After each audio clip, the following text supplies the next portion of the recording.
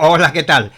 Bienvenidos a mi canal Distorsión. Hoy os voy a hablar de un asunto muy controvertido relacionado con la teoría de la distorsión y que muchas veces se plantea en redes sociales, en alguna conferencia, cuando realizo alguna otra intervención en medios de comunicación, y es que hay muchos aficionados, incluso investigadores, que piensan que mi planteamiento no puede explicar la parte física del fenómeno, por tanto estoy equivocado o en el mejor de los casos solamente podría explicar una pequeña parte del fenómeno ovni, pero yo creo que esto parte de una mala lectura o de mala comprensión de lo que la teoría de la distorsión defiende, porque prácticamente desde sus inicios pues contempla este apartado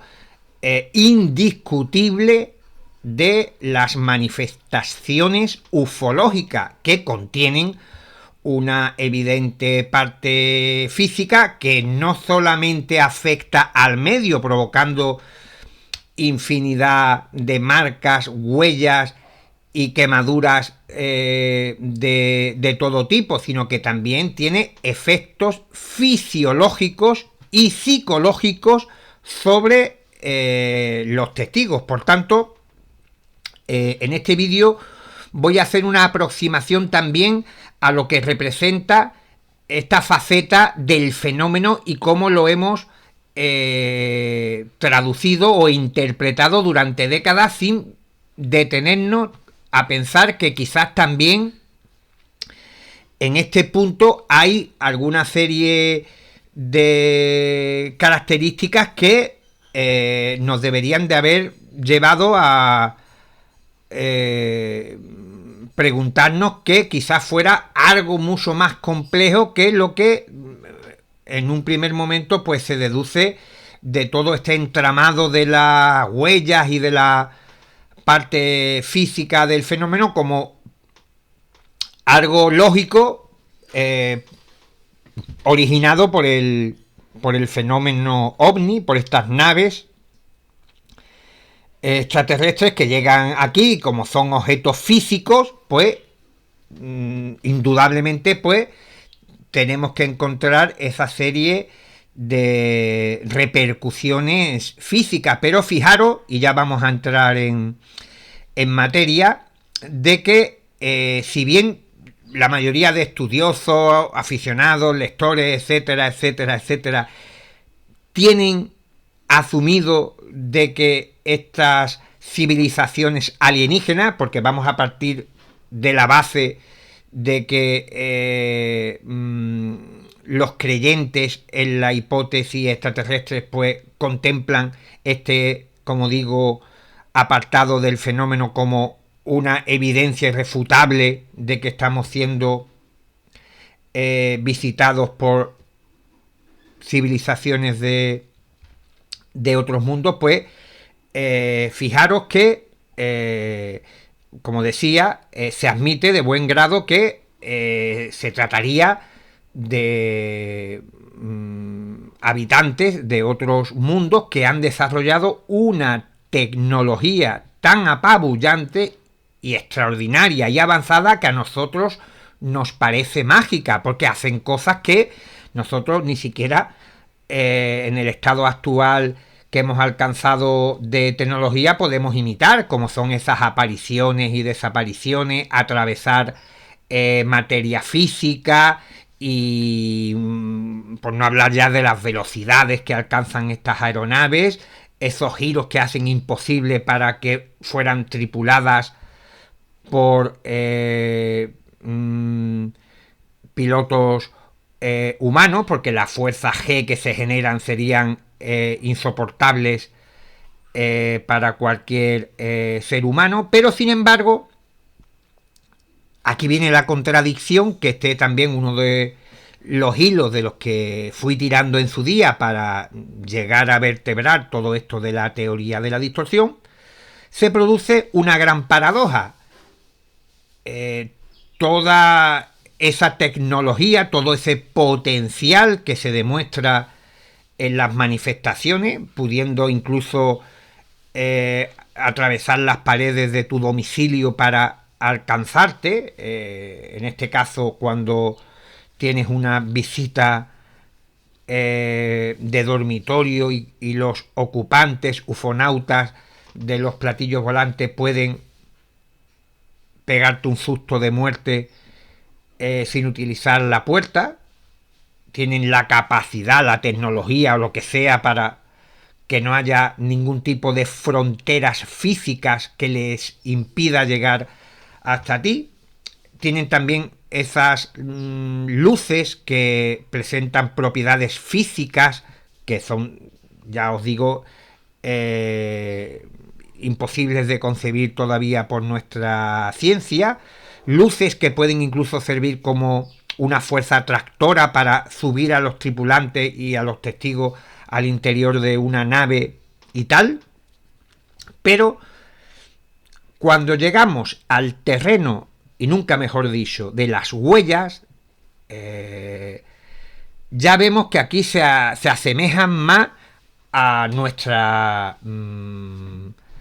ciencia. ¿Qué es lo que solemos encontrar en un escenario de aterrizaje ovni con o sin ufonautas? Porciones de terreno quemado,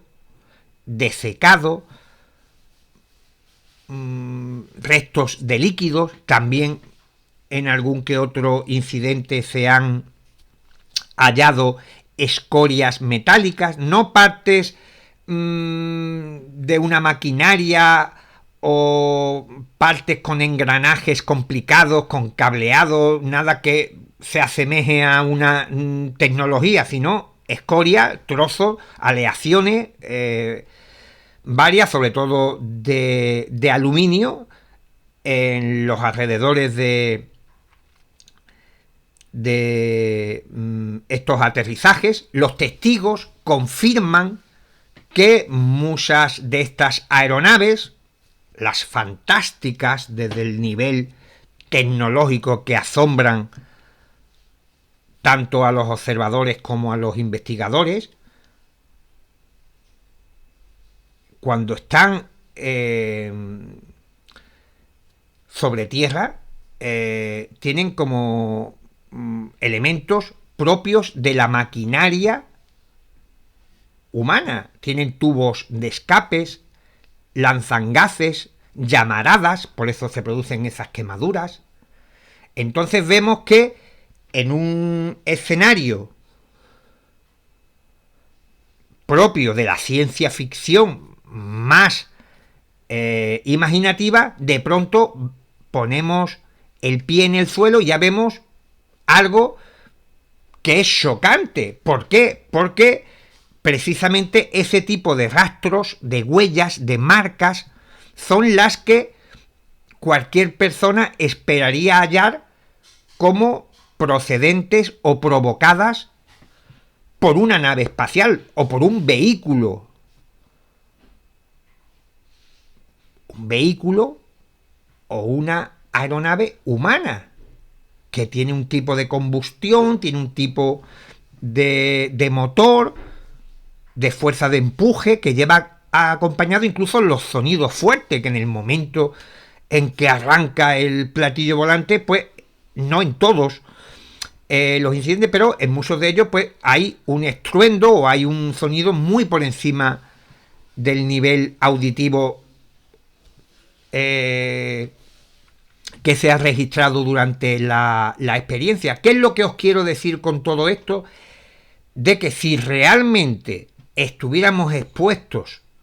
ante una tecnología alienígena de chapa, tuercas y tornillos, física, pues no deberíamos de hallar ese tipo de marcas ni de rastros sobre el terreno, porque ¿cómo es posible que un objeto pueda aparecer y desaparecer, atravesar la materia desplazarse a velocidades impensables para un vehículo, aeronave terrestre, y sin embargo después tenga un tubo de escape, produzca quemaduras, pierda aceite, como se suele decir vulgarmente, que incluso pierda trozos de la propia nave. Todo es como demasiado terrenal, como demasiado humano, porque fijaros que si a alguien en el medievo se le hubiese preguntado que qué tipo de huellas podría dejar un vehículo de transporte que se fabricase dentro de 100 años, cuando a lo mejor en la época en la que este hombre vive, pues los animales de carga, los bueyes, caballos, mulos, etcétera, etcétera, etcétera, son los que se encargan de transportar tanto a las personas como los materiales de trabajo y tal. Pues ellos dirían, bueno, pues a lo mejor crearán algún tipo de máquina que va con otro tipo de animales, dejarían surcos porque deberían de llevar ruedas, porque a lo mejor alguien en el medievo no llegaría a pensar que se iba a volar o que se iba a tener algún tipo de vehículo que no dejase las marcas tan evidentes como las que deja las ruedas de madera de un carro. Por tanto, ya vemos que ahí existe un pensamiento que se anticipa en el tiempo, pero que de alguna manera está trasladando la imaginación de la época un poco más adelante. Y nosotros hacemos un tanto de lo mismo. Podemos decir, bueno, ellos podrán, los extraterrestres, los alienígenas,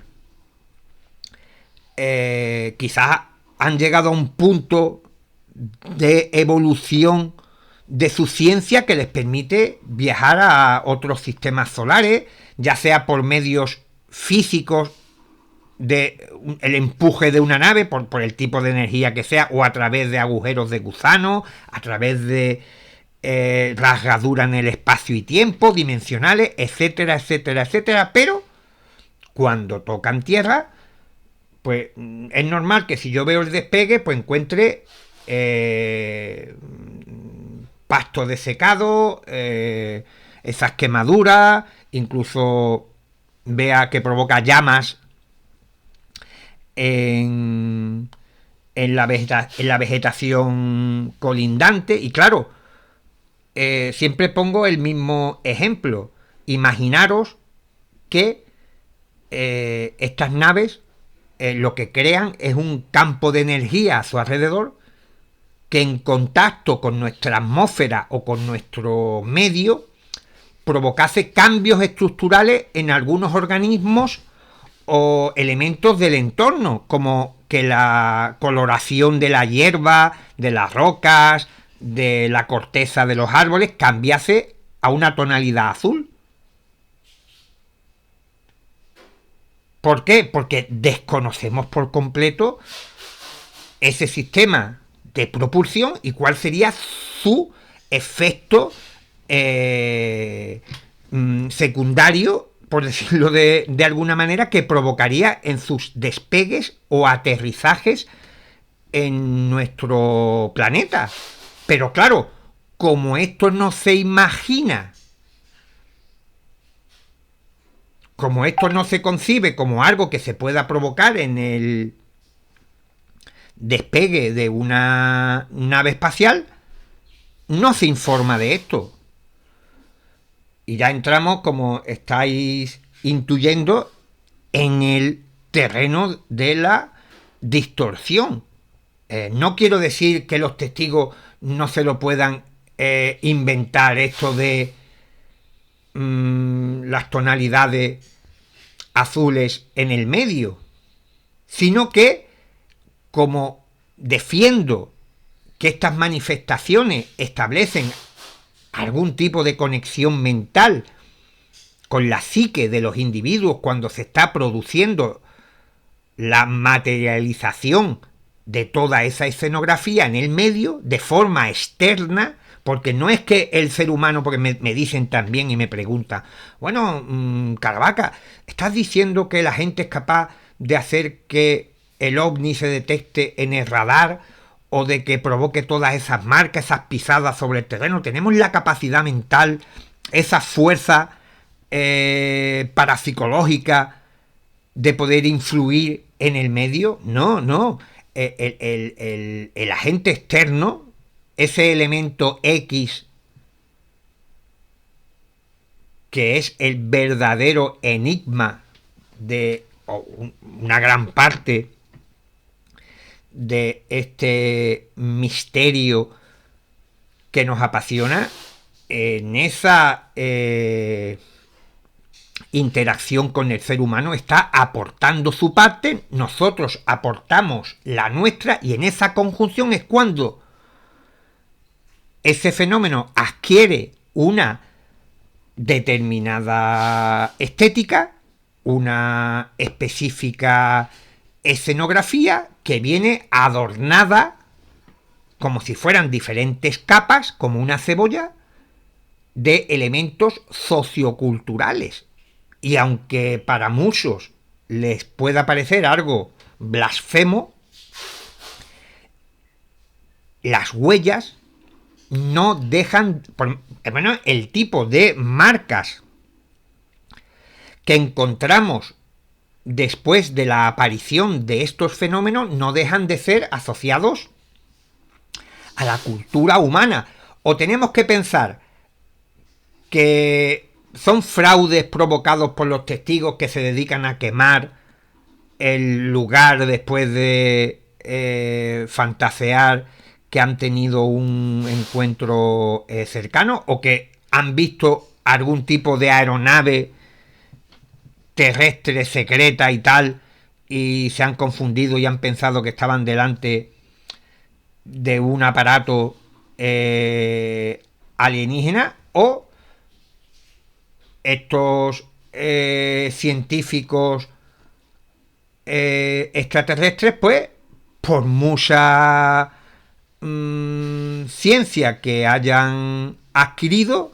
al fin y al cabo en las distancias cortas pierden mucho de su glamour y son toscos. Como toscos me refiero en comparación a lo que despliegan, y se asemejan a un tipo de artefacto que manufacturamos nosotros los terrícolas con las 4 luces que tenemos.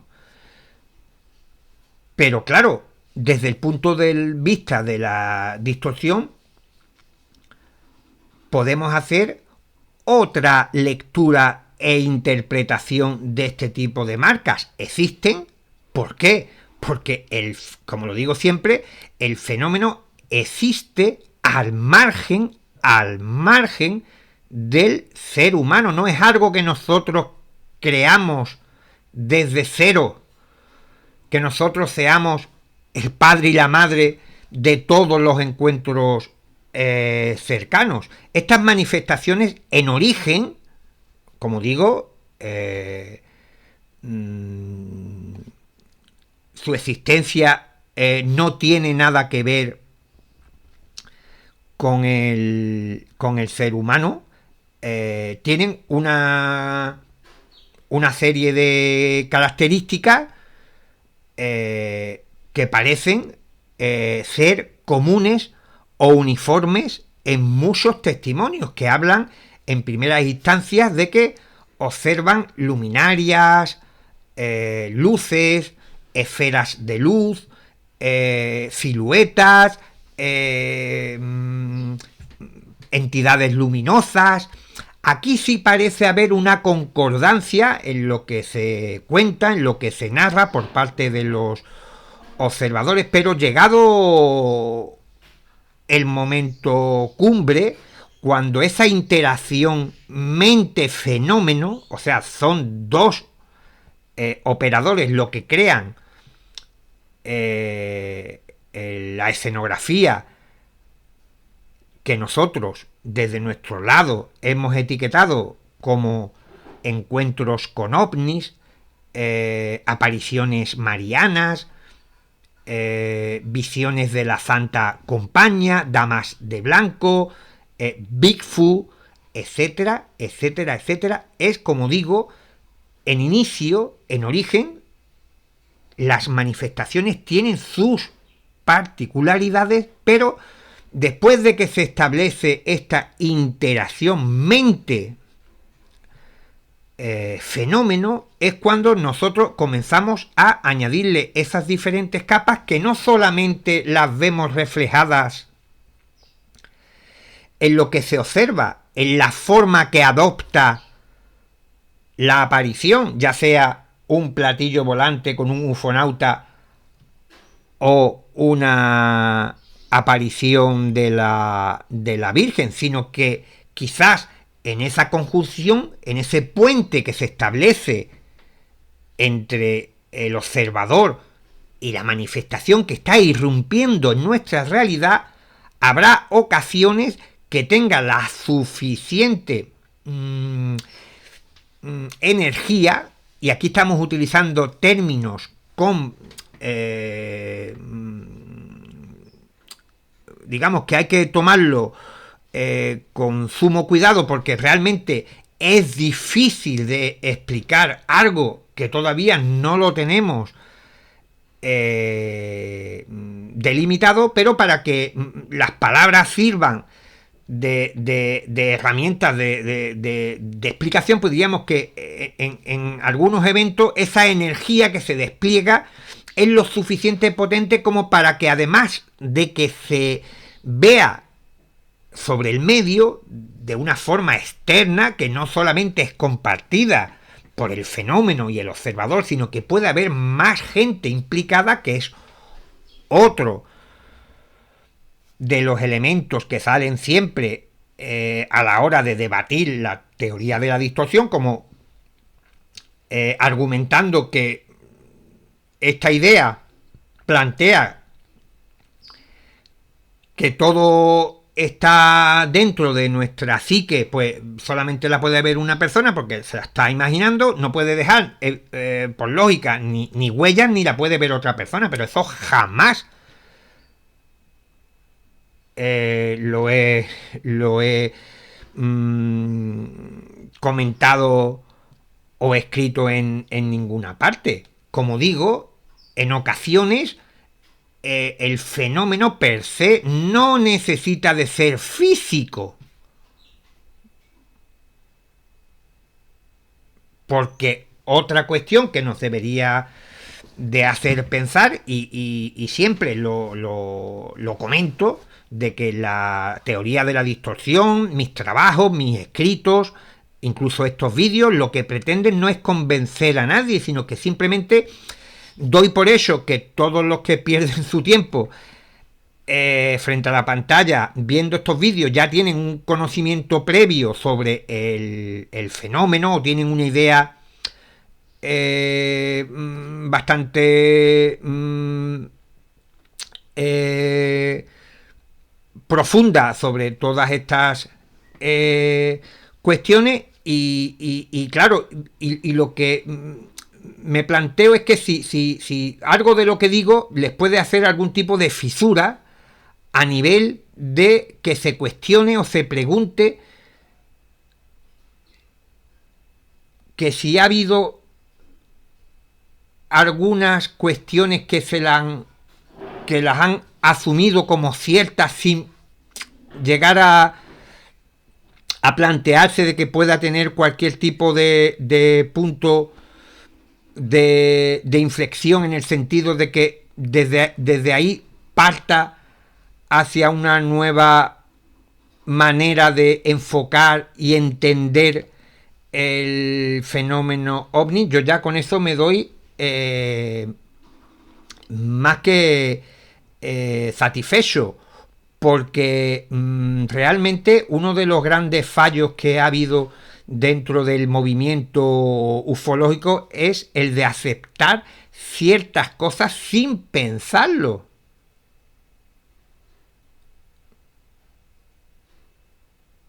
Porque, pregunto en voz alta, ¿cuántos de vosotros ha caído en que los restos y marcas que dejan estas naves en sus aproximaciones a Tierra son iguales que las de nuestras máquinas? Pero sin embargo sus características están en las antípodas. Son incluso muchos defensores de la hipótesis extraterrestre utilizan el término, es que fijaros, haciendo para sus planteamientos la famosa frase de Asimov de que la tecnología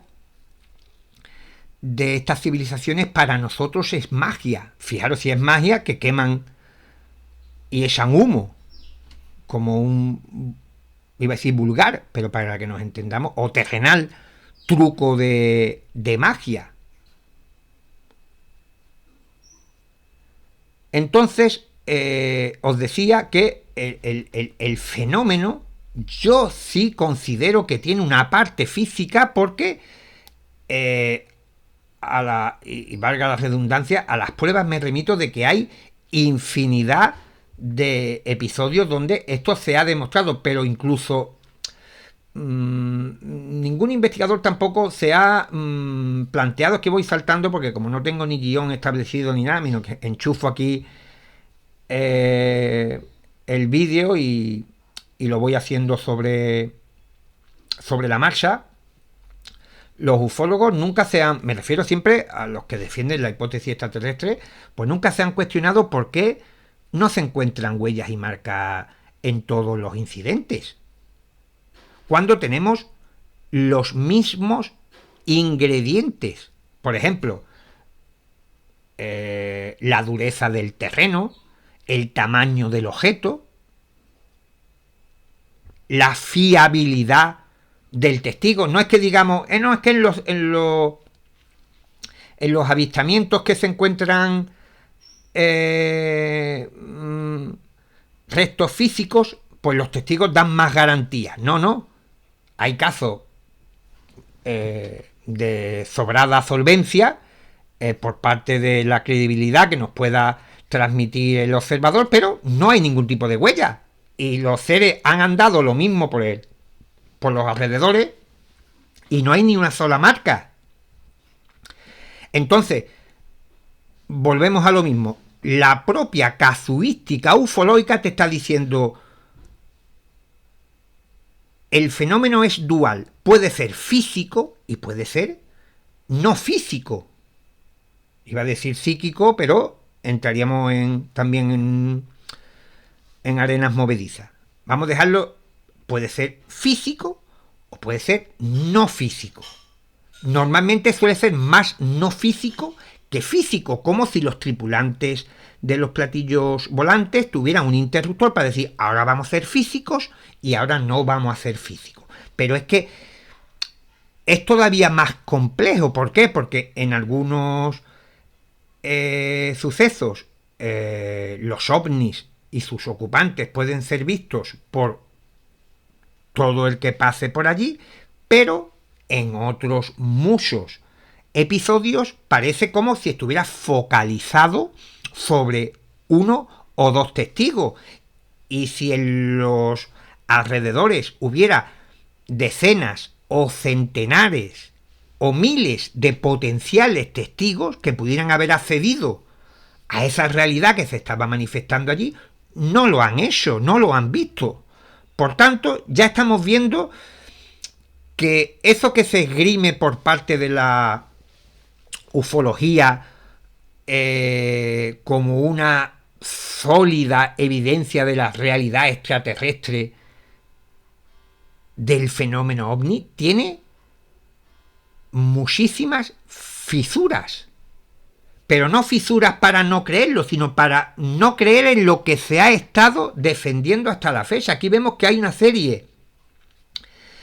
de características que presenta los encuentros cercanos, las manifestaciones del fenómeno a corta distancia que elevan la alta extrañeza a límites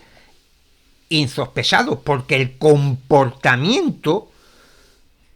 de estos maquinarios y de estos seres no obedece a una realidad ordinaria. Incluso en esos incidentes donde se han podido documentar y registrar huellas, pues tampoco son normales. ¿Por qué? Porque si ha habido, por ejemplo, pisadas, no se encuentran en el número que debería de haberse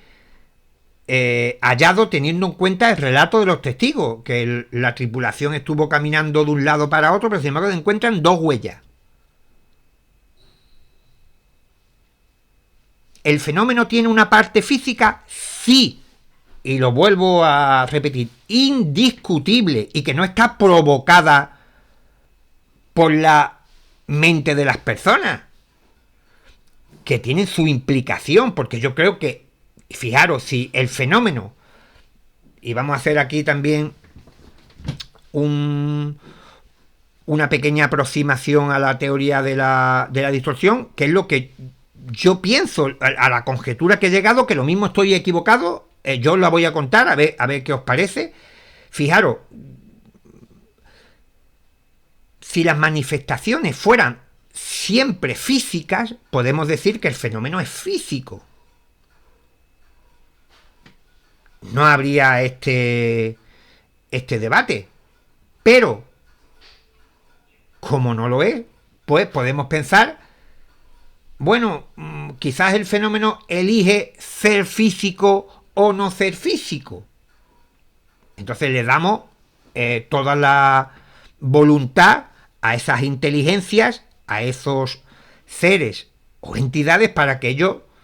elijan si quieren ahora quemar pasto o no quemar pasto, tal y cual. Vale. ¿Qué es lo que yo pienso? Que como esto también se registra en todos los terrenos, y estamos mencionando mucho la palabra terreno en este vídeo, que nos viene al caso, pues advertimos que sucede esto, que todas las manifestaciones tengan la etiqueta que tengan, y por etiqueta siempre me refiero a la escenografía, a lo visual, a lo estético, ya sea mariano, cristozoológico, forteano, paranormal o ufológico, dejan huella o no. El Bigfoot también tiene unas facultades mágicas extraordinarias para dejar o no dejar huella, o de pronto no dejar huella. Hay cazadores de Bigfoot que han seguido las huellas de uno de estos animales o criaturas u homínidos por un sendero, y de pronto las huellas han desaparecido, como si el Bigfoot se hubiera esfumado. Pues yo lo que pienso es que quizá en la interacción con la mente humana, y por eso yo creo que puede ser la parte que yo no me he terminado de explicar bien, o no me han escuchado bien, o no me han leído bien, pueda llevar a esa confusión. Yo creo que la intervención de algunos testigos puede hacer que esa escenografía, esa manifestación, entre con más fuerza en nuestra dimensión, en nuestra realidad, y pueda dejar, no serían huellas, sino sería que se solidifica durante un instante, durante unos momentos, y parece que tiene materia, que son físicos como nosotros. Y yo creo que ese interruptor al que os aludía anteriormente sería como parte de una conjunción mente-fenómeno, Por eso en la gran mayoría de los encuentros extraordinarios no encontramos ningún tipo de huella, porque sospecho que la naturaleza última del agente externo, del fenómeno, no es físico. O no necesita de ser físico todo el tiempo. Y que probablemente en esa conjunción, en esa interacción, en esa inmersión que se produce por parte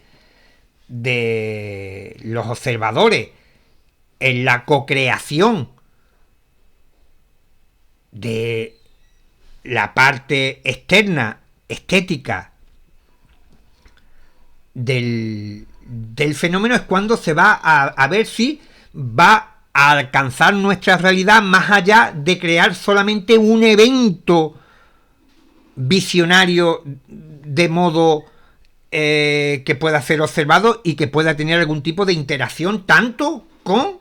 que no lo niego en ningún momento, tanto con el medio como con las personas, provocando efectos fisiológicos, daños o mejora sobre nuestro organismo, o repercusiones que son las que más se dan, repercusiones a nivel mental. ¿Y por qué creo que se dan más repercusiones a nivel mental más que repercusiones, que las hay y muchas a nivel fisiológico o a nivel de rastros y marcas físicas sobre el terreno? Porque como el enlace mente-fenómeno se produce a través de la mente, pues es más lógico que el testigo pues tenga esas derivaciones a nivel psicológico. Pero, insisto, el fenómeno es físico, se puede fotografiar, se puede filmar, pero siempre con toda la rareza. Por eso digo que incluso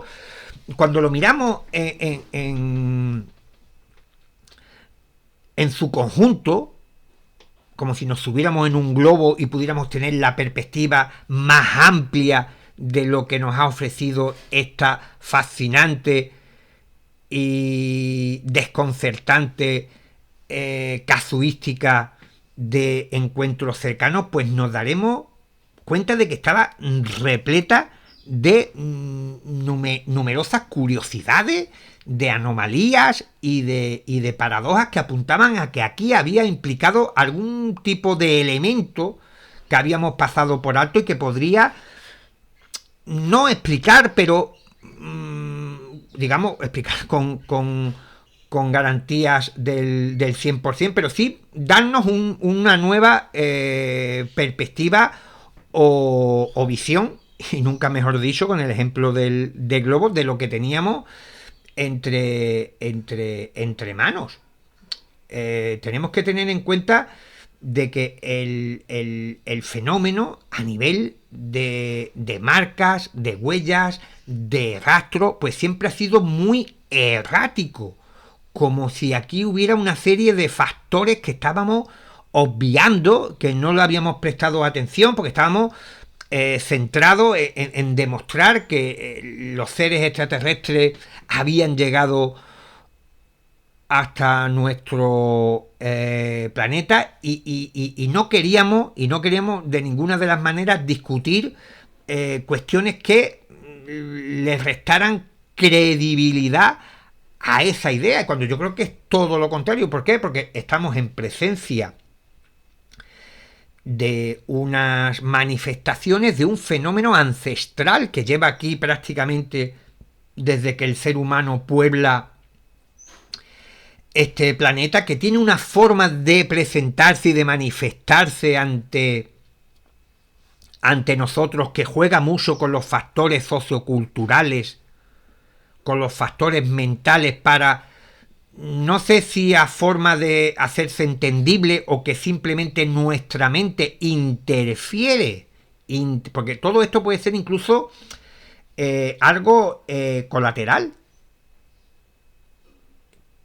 que nuestra sintonización, cuando este fenómeno llega hasta nuestra realidad, conecta, se enchufa, por decirlo de alguna manera, a nuestra mente, pues nosotros ya irremediablemente creamos una interferencia. No es que lo provoque el fenómeno, vaya buscando manipularnos ni como sistema de camuflaje, sino que simplemente es una cosa que sucede. Nuestra mente no está ni entrenada ni preparada para recibir esta comunicación, esta señal, y la llena de ruido. ¿Qué es el ruido? Pues los componentes absurdos, los componentes terrenales, mundanos, que siempre están incrustados en estas experiencias, que por muy extrañas que sean,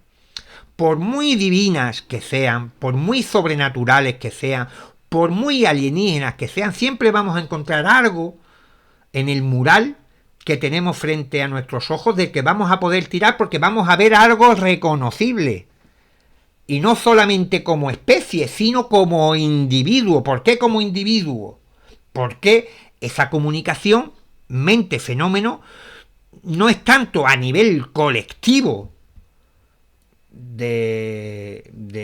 la sociedad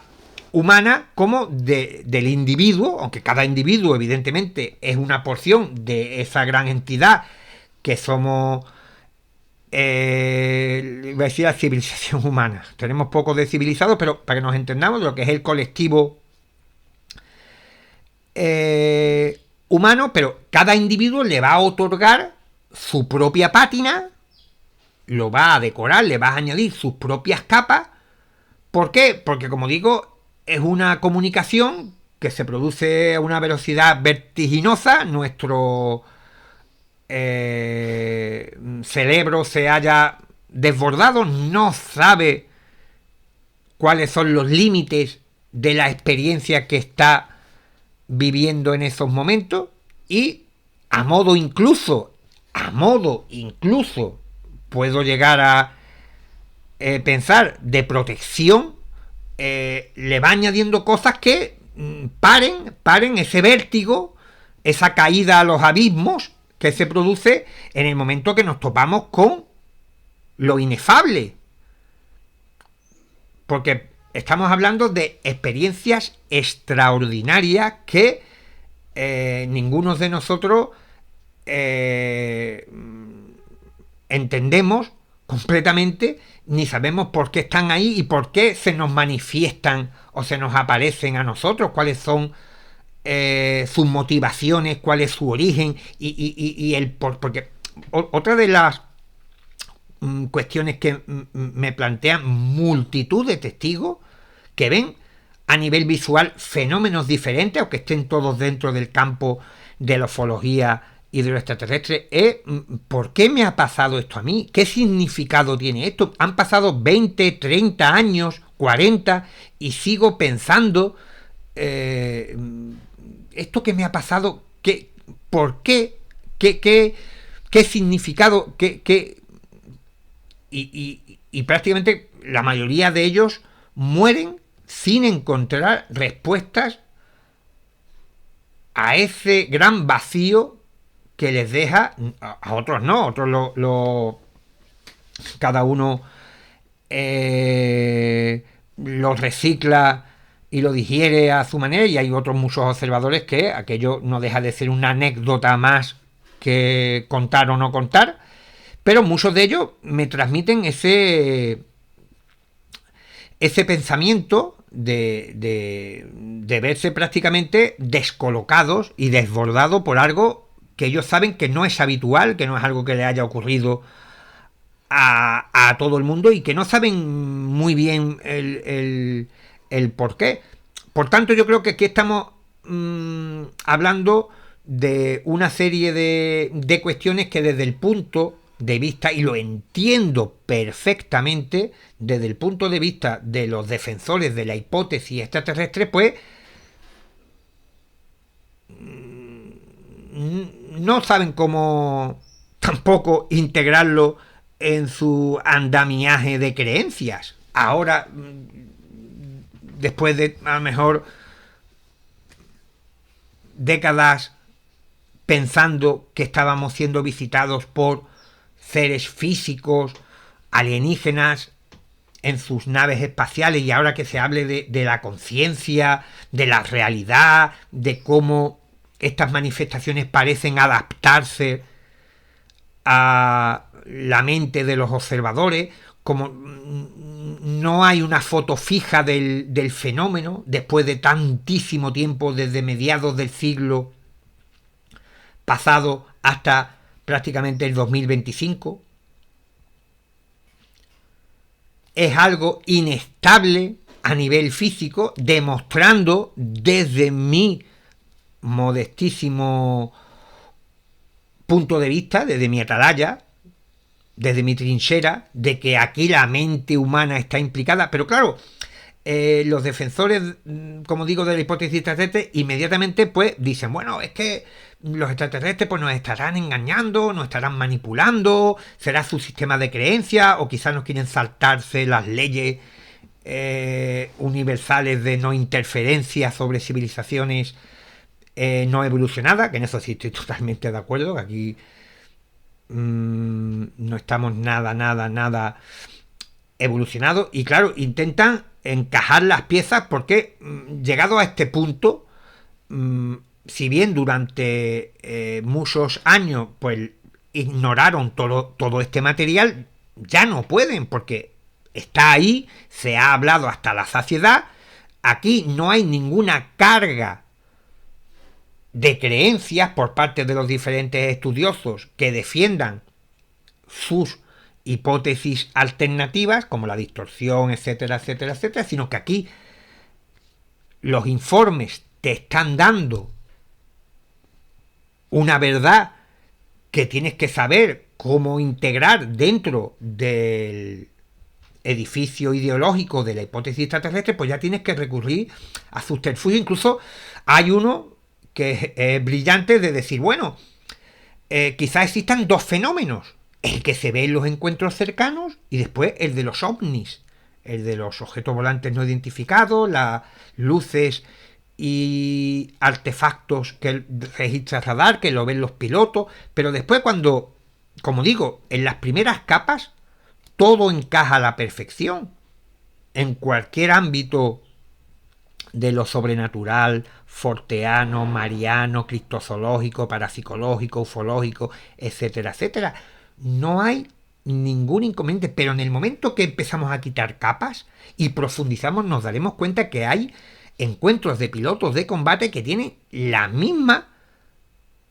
alta extrañeza que los encuentros cercanos vividos por un agricultor. Y esa barrera o esa distancia que parece existir, que para mí no la hay, entre la capacidad de un testigo de alta cualificación, como puede hacer, según la ufología aeronáutica, un militar, y más un piloto que evidentemente tiene una formación que le permite distinguir en cierto modo lo que pueda hacer de mano humana de algo realmente extraño, incluso fenómeno atmosférico. Pero los encuentros cercanos los colocan a todos en el mismo rasero. Lo mismo que te cuenta, como decía, un agricultor o un maestro de escuela o una abogada, te lo cuenta un piloto, que ha habido esa conexión mental, que han recibido mensajes telepáticos, han visto un objeto que ya después ningún otro terrícola se lo ha vuelto a encontrar. Entonces vemos que no hay tanta distancia entre lo lejano y lo cercano cuando empezamos a profundizar en este tipo de cuestiones, porque claro, como digo, quedarse siempre en la superficie, no hay ningún tipo de cuestionamiento, ni hay, como digo, dificultad alguna para sostener determinadas hipótesis, los viajeros en el tiempo, seres de otras dimensiones, extraterrestres, etcétera. ¿Por qué? Porque el concepto, siempre los conceptos genéricos, sin entrar en detalle, podemos encajarlos aquí o allí. Pero el problema viene cuando lo queremos cotejar, lo queremos comprobar de manera empírica, aunque siempre en todos los vídeos lo comento, que lo empírico, lo científico, lo sensato y lo lógico en la ufología no cuadra, pero evidentemente en el terreno, pues, la palabra otra vez, terreno, de la especulación, en el momento que comparamos nuestras suposiciones del origen, naturaleza y propósito del fenómeno con lo que ofrece la literatura, es cuando ahí sí hay un abismo que muy pocos planteamientos pueden ir avanzando. Yo no digo que la teoría de la distorsión lo explique todo, o sea, la panacea, ni nada por el estilo, pero sí puede ir ganando posición, puede ir avanzando hacia un lugar donde tengamos esa visión de privilegio del fenómeno para plantearnos preguntas, ya no dar respuestas concretas, decir esto es así o esto es de la... No, de plantear por qué esto no nos parece totalmente coherente, y también la coherencia dentro del asunto de los platillos volantes pues hace aguas, pero sí podemos, y yo creo que en el momento que tengamos, fijaros, no certezas, ni yo vengo aquí a vender ninguna moto, en el momento que tengamos 3, 4, 5 preguntas bien solidificadas, que tengamos ahí el run run de ver cómo la elucubración o el pensamiento que te pueda llevar a las respuestas de esas preguntas que tú ya las tienes bien sólidas, pues te abre esos marcos nuevos de referencia. Es decir, bueno, ¿y por qué es verdad que las huellas se presentan en algunos casos, en otros no? La participación de los testigos y tal, porque se ve en la estética que esto va variando. El fenómeno varía porque quiere o porque en su interacción con cada individuo lleva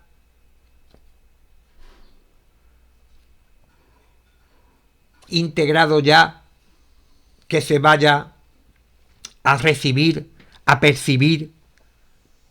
por parte del observador con esas alteraciones. Entonces vemos que hay una serie de elementos, lo que decía de las repercusiones a nivel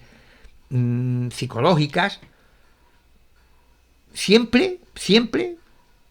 la mente humana. Pero claro, si se me escucha muy a la ligera,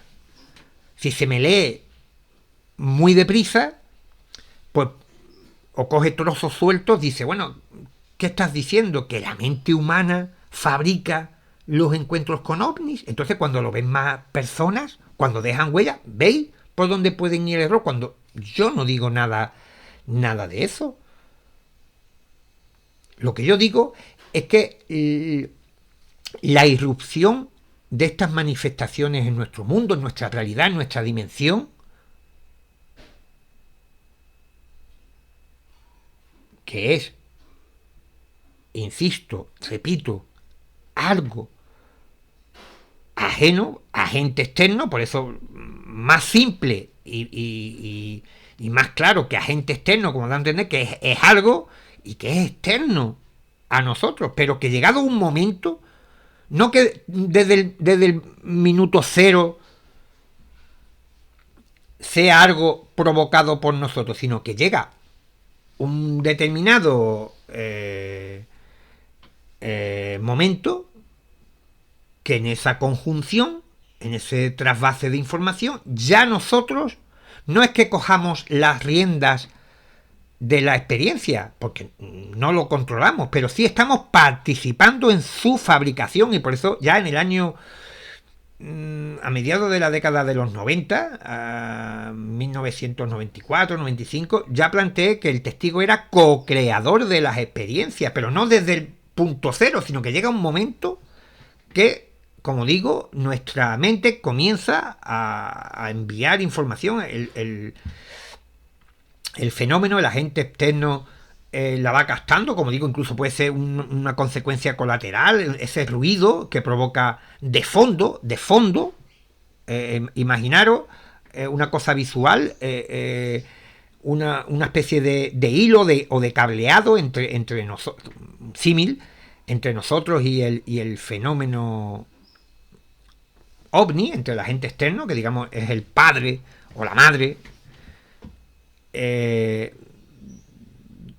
Desde mi punto de vista de todas las experiencias sobrenaturales, mientras se está haciendo el objetivo que lleve a cabo este tipo de manifestaciones, pues se va también añadiendo en el mensaje ruido, sonido de fondo, que no es el objetivo de esta manifestación, pero que también va dentro de esa conexión, y eso es lo que eleva para mí esa capa de alta extrañeza que tienen los encuentros cercanos con los factores absurdos, con esas cuestiones, esas preguntas que tienen estas entidades de patio de colegio, además que son elementos que, integrados en el conjunto de la narración, lo que les restan es credibilidad cuando alguien, porque si alguien fuera a mentir, pues no añadiría este tipo de cuestiones, pero como es algo que le ha pasado, el testigo lo ve como algo veraz, y claro, y ya yo no sé si al momento de contarlo siquiera, pues se percatará de que eso le está haciendo un flaco favor. Incluso me puedo llegar a preguntar cuánta información se habrán reservado los testigos por no querer tirarse piedras sobre sus propios tejados, aun y cuando lo han experimentado con el mismo grado de veracidad que el resto de su experiencia, pero que han sido sensatos de decir, bueno, esto yo como se lo cuenta el investigador, que a lo mejor yo he visto al difunto de mi padre en el interior del platillo volante, o a mi abuelo, o cualquier otra cuestión que no tenga una vinculación directa con los alienígenas, y yo creo que esto sí ha ocurrido, y en multitud de ocasiones. No me cabe duda, porque al igual que se ha contado muchas cosas que no parecen que vayan a apoyar precisamente la credibilidad del testimonio, pues yo creo que en otros sucesos, pues sí, el testigo no habrá querido transmitirlo y nos habrá privado a los investigadores de tener mayor información, e incluso tampoco tengo dudas de que los investigadores de los años 50, 60, 70, 80 han suprimido muchísima de esta información que le han transmitido los testigos, porque pensarían que, bueno, esta parte el testigo lo ha podido no fabular, sino que ya metido de lleno en un encuentro que, como mencionábamos antes, pues sobrepasa a la mente humana, pues han tenido como una pequeña alucinación, o no han sabido interpretar bien esto y le han dado una lectura que está equivocada. Y yo pienso que también los investigadores pues han pulido, un término, o podado los relatos, los testimonios de los testigos, para que no se saliesen de ese camino preconcebido de la teoría extraterrestre, que es por donde querían meter, por ese camino querían meter todos los relatos. Y claro, cualquier arista que se pudiera rozar con los bordes y que pudiera impedir que se siguiera la marcha hacia adelante, pues directamente lo pulía. Bueno, yo creo que ha quedado, o eso espero, claro cuál es mi idea de la realidad o la parte física del fenómeno, que no cree más debate ni controversia, incluso muchos me lo espetan, me lo sueltan en redes sociales como si fuera un ajo a los vampiros, como si fuera el talón de Aquiles de la distorsión. Bueno, ¿y cómo explica la distorsión la parte material del fenómeno? Claro, y la parte física está contemplada. Claro, también, y asumo parte de mi culpa, que al nombrar o bautizar la teoría como la teoría de la distorsión, hablar del psiquismo humano y todo, la participación, la cocreación y todo esto, pues para alguien que durante muchísimo tiempo pues siempre ha pensado que nosotros, el testigo, éramos meros observadores, pues claro, ahora esto es un lío. La parte física, la parte mental, la parte psicológica y claro, y la distorsión, como si la gente estuviera distorsionando, la gente estaría imaginando, inventando, y ya vemos que no, que para ir resumiendo, el fenómeno existe al margen del ser humano, tiene una serie de características que más o menos tenemos acotadas, pero llegado un momento en esa interacción que se produce entre el psiquismo y lo manifestado, es cuando comienza a cambiar, pero cambia a una velocidad vertiginosa que nosotros ya pensamos que el fenómeno venía en origen de esa forma y son las diferentes etiquetas que se le han dado a lo largo de los años. El fenómeno ovni, que nadie tenga ningún tipo de duda, lo que son los encuentros cercanos, es un digno sucesor, heredero de todas esas crónicas del folclore que el ser humano ha narrado durante siglos en esas tertulias nocturnas al calor de una hoguera, cuando había alguien que contaba que había tenido un encuentro con un demonio, con un elfo, con una dama de blanco o con la Virgen María. Los encuentros cercanos, y como lo comento en muchísimas conferencias, que también provoca lo que provoca, para mí es el último eslabón de toda esa serie ancestral de visiones. Y claro, cuando digo visiones, pues ya otra vez volvemos a la mente. No, de todos esos encuentros, experiencias sobrenaturales, extraordinarias, que ha tenido el ser humano, incluso muchos de ellas dentro, que después han originado movimientos religiosos. Los encuentros cercanos, los ufonautas, los encuentros con alienígenas de escafandras y pistolas de rayo, no dejan de ser el último vestigio de ese fenómeno ancestral, aunque todavía tenemos coletazos, evidentemente, pero digamos de una forma tan apabullante como se registraba a partir de mitad del siglo XX hasta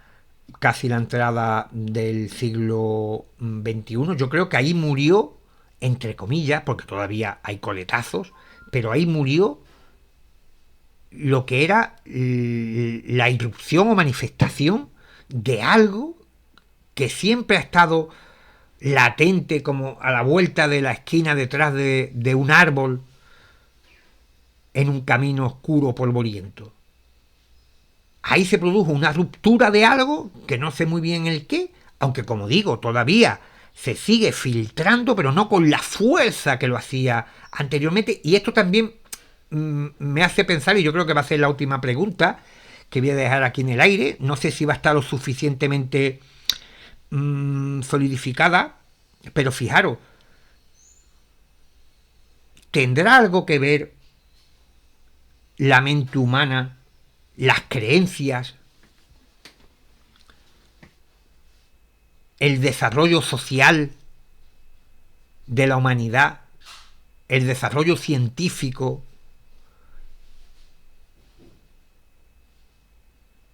para que esto se haya parado? No digo que no se me vaya a malinterpretar,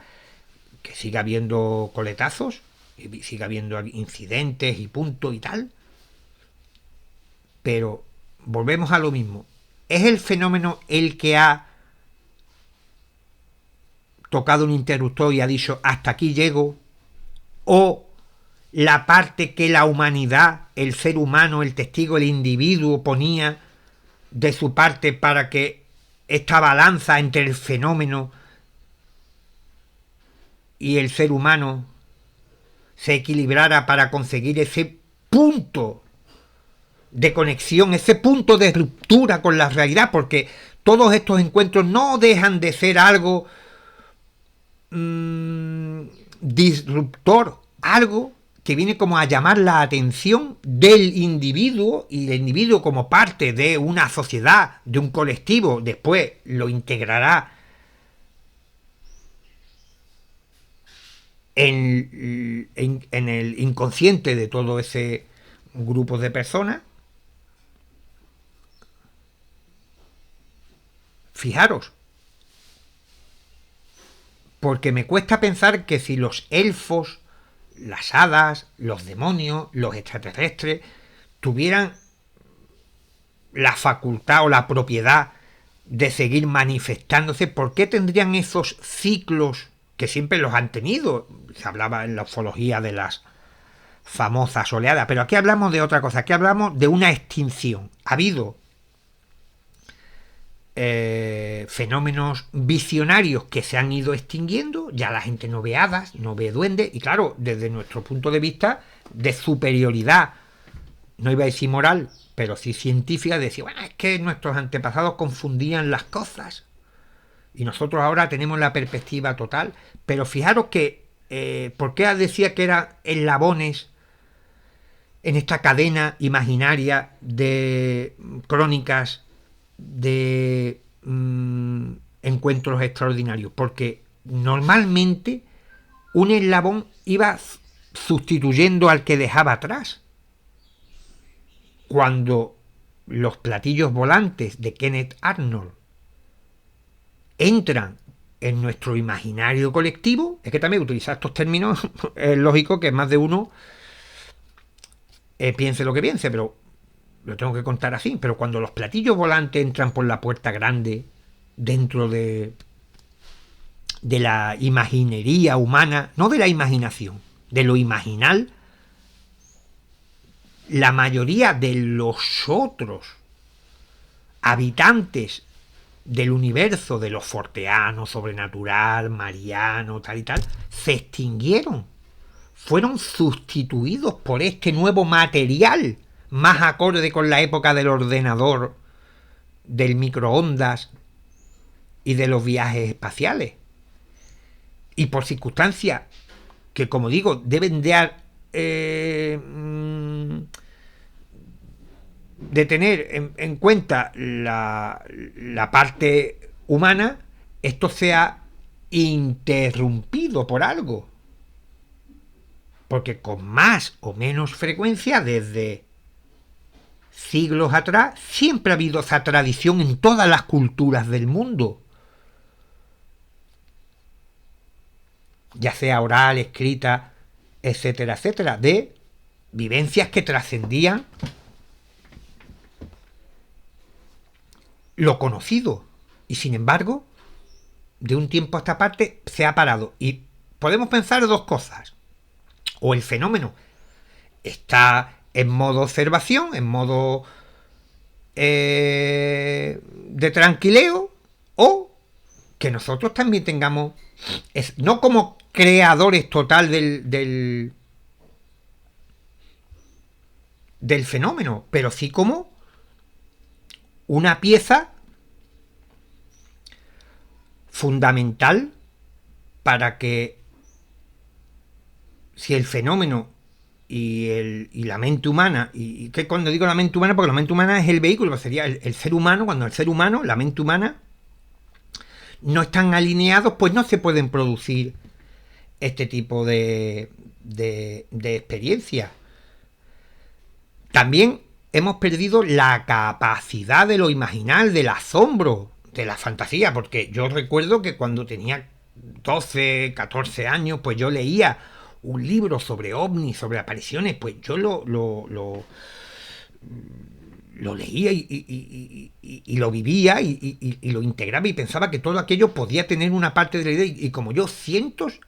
y miles de personas, como ocurría anteriormente con las crónicas de seres elementales, de la Santa Compañía y tal. Entonces había como una capacidad innata, que algunos podrán decir, bueno, era la capacidad que tenía el ser humano, analfabeto, no consciente de su posición en el universo, el de otorgar a fuerzas invisibles el control de sus vidas y tal. Sí, pero eso, desde mi punto de vista, era una llave que abría una puerta. Lo que había detrás de la puerta no somos nosotros, pero nosotros también podíamos abrir esa puerta. Ellos también llegaban aquí sin necesidad de que nosotros pegáramos o abriéramos esa puerta. Pero por eso digo que la teoría de la distorsión, y así voy a concluir, nace porque en las partes de mayor extrañeza del fenómeno, en las partes también más documentadas del fenómeno, yo veía que nuestra implicación, la implicación de los testigos, de los observadores, iba más allá de lo que se podía intuir de una observación casual o fortuita de alguien que ha tenido la suerte de encontrarse con un platillo volante o con la Santa Compañía. El gran Joseph Allen Hynek, astrónomo, investigador ovni, el padre, considerado padre de la ufología científica, que trabajó y colaboró con la Fuerza Aérea desde 1947, desde el germen de los platillos volantes hasta prácticamente el año 1969, que es cuando se clausura, 1968-1969, que se clausura el proyecto Libro Azul. Participó en todos los grupos de estudios oficiales del fenómeno ovni en el siglo pasado. Fijaros, llegó a una conclusión y él decía que tenías más probabilidades de encontrarte un platillo volante al girar en una curva que si estuvieras solo en cualquier parte del mundo, como si hubiera una atracción entre las carreteras y el fenómeno. Y después de evaluar cientos, miles de casos, también llegó a otra extraña conclusión, que yo creo que se unen todo a esas solidificaciones de preguntas que quedan ahí en el aire para ver a dónde nos lleva todo esto, de que prácticamente en el 98% de los casos que investigó el doctor Hynek, cuando el testigo decía que el ovni, la luminaria, el platillo volante, el artefacto, el maquinario o lo que fuese iba en una determinada dirección, en dirección a pueblos, ciudades, estados, etcétera, etcétera, etcétera, o lugares concurridos, estadios de fútbol, etcétera, etcétera, etcétera, en ese 98% nunca llegó a encontrar evidencia de que esa traslación física que los testigos decían que hacía aquella luminaria, objeto, artefacto, maquinario, aeronave, pudiera ser contemplado por otras personas. Y ahí fue donde él, que siempre conservó la prudencia a la hora de esgrimir la hipótesis extraterrestre como la solución al problema ovni, aunque la consideraba, pues ya vio que había esas fisuras de las que os hablaba en un primer momento. E incluso él, partiendo de un escepticismo hacia los encuentros cercanos, hacia los aterrizajes, como tiene cualquier defensor de la hipótesis extraterrestre, porque sabe que ahí entra ya en campo minado, que puede pisar una mina y sus creencias salen volando. Él al final, a base de investigar, y también porque Jacques Vallée le comió la oreja, Jacques Vallée venía curado de espanto después de estudiar y analizar la maravillosa oleada francesa de 1954, y ya le anticipaba a su buen amigo el doctor Heine que los encuentros cercanos era la parte nuclear del fenómeno, y nuclear por ser el epicentro y por ser algo que venía a devastar todo lo que habíamos pensado que era el fenómeno ovni. Y ya el doctor Heine comprobó que aquí estábamos hablando de una meta realidad, de algo que nos desbordaba, que llegaba hasta nosotros a través de códigos y de probablemente ilusiones o alteraciones de la percepción, y de que el psiquismo humano estaba implicado. Y si personalidades como Jacques Vallée, el doctor Hynek, John Keel, Salvador Freixedo, cada uno también desde su atalaya, desde su trinchera, con sus planteamientos propios, pensaban que nosotros éramos no un actor secundario, sino como un actor protagonista en estas experiencias. Pues muy probable que en ese camino, puliendo, quitando algunas cosas, modificando algunas cosas, pues estemos en el sendero, no de las baldosas, que también se parece a las baldosas amarillas del Reino de Oz, pero sí un sitio muy, muy similar, y que nos puede llevar algún día, pues, como no podía ser de otra forma, a ver al gran mago de Oz, y ver que, al igual que el personaje literario, pues utilizaba unas máscaras, unos trucos, una parafernalia para hacer creer a sus habitantes que era un portentoso mago, cuando en realidad lo único que utilizaba era sus tretas y tal para llevar a cabo su papel. Pero bueno, no os voy a dar más la chapa. Espero que os hagáis preguntas, os voy a leer en los comentarios, vamos a hablar en los comentarios, vamos a debatir, vamos a seguir con la cuestión, y nada, hasta la próxima, un fuerte abrazo.